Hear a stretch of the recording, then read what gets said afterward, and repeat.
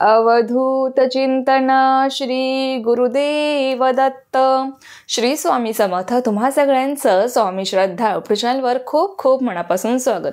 स्वामी कृपेने तुमचा आजचा दिवस शुभ जाओ. स्वामी महाराज तुमच्या सर्व चांगल्या इच्छा पूर्ण करोत, हीच मी महाचरणी प्रार्थना करते आणि आजच्या व्हिडिओला सुरुवात करते. तर आजच्या व्हिडिओमध्ये बघा, उद्या आहे गुरुपतिप्रदा. गुरुपतिप्रदा माघ महिन्यातील शुक्ल पक्षातील प्रतिपदेला गुरुपतिप्रदा असं म्हटलं जातं. दत्त महाराजांचा दुसरा अवतार म्हणजेच नृसिंह महाराज हे या दिवशी कर्दळीवानातून गुप्त झाले होते. त्यांनी त्यांचं अवतार कार्य संपवलं नव्हतं, तर भक्तांच्या प्रेमापोटी ते गुप्त झाले होते. भक्तांचं त्यांच्याविषयी असलेलं प्रेम पाहून त्यांनी त्यांचं अवतार कार्य संपवलं नाही, तर ते तिथून गुप्त झाले होते. भक्तांना मी श्रीशैल यात्रेला जातो असं त्यांनी सांगितलं आणि ते कर्दळीवानातून गुप्त झाले होते.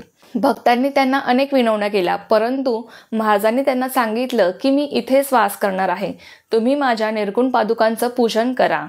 तुम्ही जो कोणी माझं चरित्र हे वाचत राहील, ऐकत राहील, त्याच्या सदैव पाठीशी मी राहील. त्याच्या घरी लक्ष्मी अखंड नांदेल. त्याच्या पापाचं शमन होईल. त्याच्या सगळ्या अडचणीतून दुःखातून तो मुक्त होईल. त्यांचं चरित्र म्हणजे कोणतं, तर गुरुचरित्र. हे आता ज्यांनी गुरुचरित्र वाचलं आहे त्यांना हे सगळं माहीत आहे. बघा, तर या दिवसाचं हे महत्त्व आहे. आणि उद्या आपल्याला काय सेवा करायची आहे तेच आपण आजच्या व्हिडिओमध्ये बघणार आहोत. बघा, तुम्हाला माहीत असेलच आपले स्वामीसुद्धा दत्त महाराजांचाच अवतार आहे. जरी तुमच्याकडे नृसिंह सरस्वती महाराजांचा फोटो नसेल तरीसुद्धा दत्त महाराजांचा फोटो, मूर्ती किंवा आपल्या स्वामींचा फोटो, मूर्ती आपल्या सगळ्यांकडे असणारच आहे. तर तुम्हाला त्यांचंच उद्या पूजन करायचं आहे. बघा, तुम्हाला उद्या सेवा काय करायची आहे ते तुम्हाला सांगते. तुम्हाला गुरुचरित्रातील उद्या 52 आणि 53वा अध्याय, जो शेवटचे 2 अध्याय आहेत 52 आणि 53, यांचं तुम्हाला पठण करायचं आहे. आता उद्या बघा, हे पठण तुम्ही कोणी करू शकता, महिला पुरुष.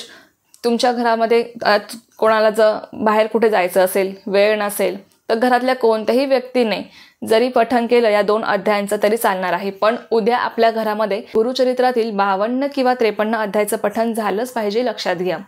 बघा, आणि ज्यांना गुरुचरित्र पारायण करण्याची इच्छा आहे त्यांनी उद्यापासून सुरुवात केली तर अतिशय उत्तम आहे. तर बघा, तर तुम्हाला ही अतिशय साधी सोपी सेवा करायची आहे आणि तुम्हाला एक नैवेद्य आवर्जून दाखवायचा आहे सगळ्यांना.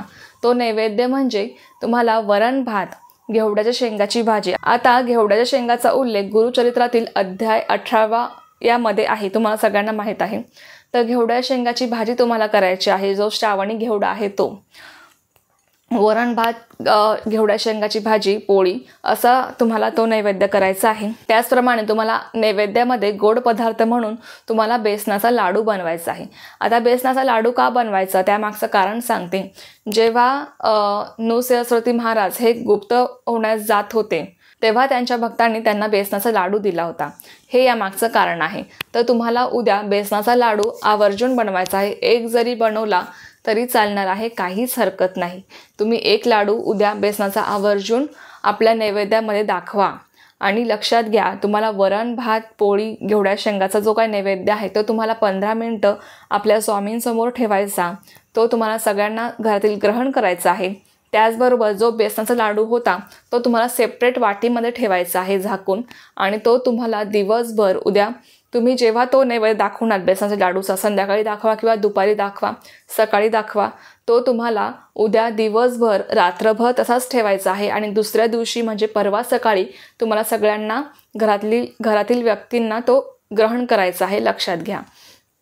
तर अशापर्यंत तुम्हाला ही उद्या सेवा करायची आहे. अतिशय तुम्हाला हा नैवेद्य दाखवायचा आहे आणि तुम्हाला उद्या गुरुचरित्रातील 52 आणि 53वा अध्यायाचं पठण करायचं आहे. तर नक्की सगळ्यांनी ही सेवा करा. बघा, गुरुचरित्र हा ग्रंथ एवढा शक्तिशाली आहे, तुम्हाला सगळ्यांना माहीत आहे. ज्यांनी गुरुचरित्राचं पारायण केलं आहे त्यांना सगळ्यांना माहीत आहे. आपल्या ज्या प्रारब्ध असतात ते उजळायला खूप जास्त मदत गुरुचरित्र पारायणाने होत असते. आणि साक्षात महाराजांनी त्यात सांगितलं आहे की जो कोणी माझं चरित्र हे वाचत राहील, ऐकत राहील, त्याच्या घरी मी सदैव असेल, त्याच्या पाठीशी मी सदैव असेल, त्याच्या घरी लक्ष्मी अखंड नांदेल, त्यांचा तो एक आशीर्वादच आपल्याला मिळालेला आहे असं समजून नक्की त्याचं पारायण तुम्ही करत जा. जेव्हा तुम्हाला जमेल, कोणत्याही महिन्यात असो, जेव्हा तुम्हाला जमेल तेव्हा तुम्ही करा. तर चला, ही एक खूप छोटीशी माहिती होती जी मला तुमच्यासोबत शेअर करायची होती. तर झालेली सेवा मी स्वामींचरणी रुजू करते आणि आजचा व्हिडिओ इथेच थांबवते. तुम्हाला जर ही माहिती आवडली असेल तर व्हिडिओला लाईक, शेअर, सबस्क्राईब करायला विसरू नका. पुन्हा भेटूया अशाच एका नवीन व्हिडिओसोबत किंवा नवीन विषयासोबत.